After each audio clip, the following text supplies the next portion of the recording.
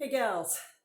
So, life of food, what to eat, it's a really big discussion.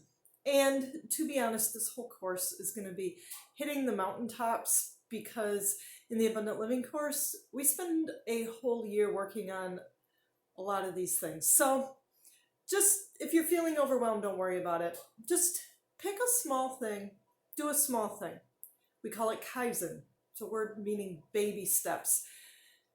Pick a small thing, one little way that you can move your diet one step forward. If you eat a diet that's high in packaged foods, and frankly, it's quick and easy, find small ways that you can start making food.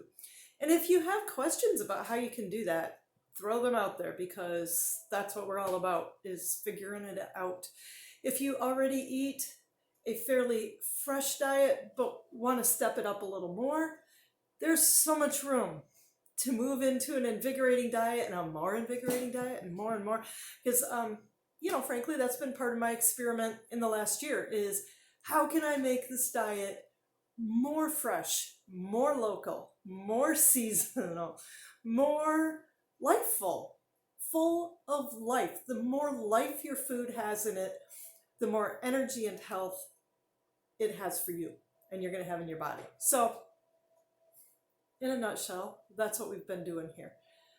We're moving into the next lesson, which is basically two of our practices rolled into one. We're going to talk about when you eat based on the doshic clock. So we're going to talk again about the parts of your constitution, but the season has the same kind of thing. There are those constitution parts, there are different ones for different seasons.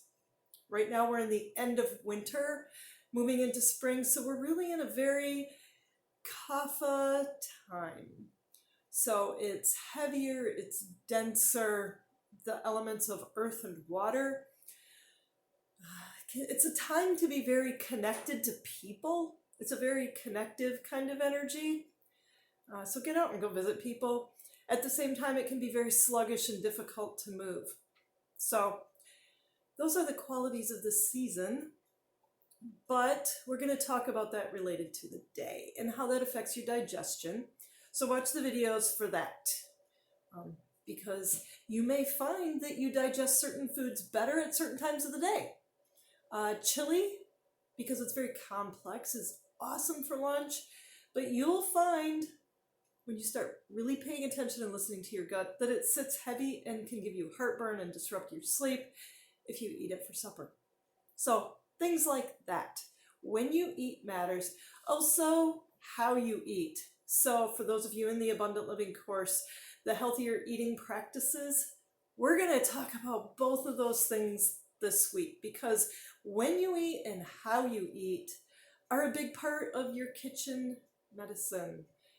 Your attitude when you're cooking, playing music, when you're in there working, streamlining your kitchen, because you have different energies at different times of the day.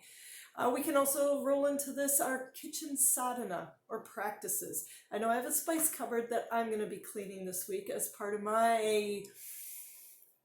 what I'm doing this week. So this is what we're moving into. Check out the lessons, check out the videos. You can watch and listen to the videos while you're doing other things. So don't be afraid to batch task. I'm doing broth today, beef broth. I got a big old pot here because broth is a big part of our lifeful diet.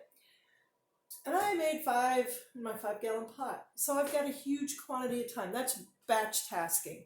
You can batch task a lot of things, like prepping all of your food for the week on Saturday or Sunday, on the weekend. Getting the family to help do that if you are so lucky. I'll point out my son has batch tasked the cat's litter box before, and he reports he and the cat didn't mind at all, but his wife took exception to that practice. So that's batch tasking.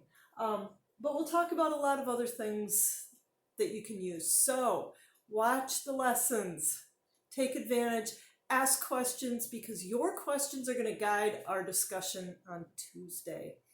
You want to talk about what's going to be most helpful to you, and then you need to tell me what's going to be most helpful to you. So watch the stuff, ask your questions, and we're going to roll into more of how you use your kitchen to generate health for you and for your family.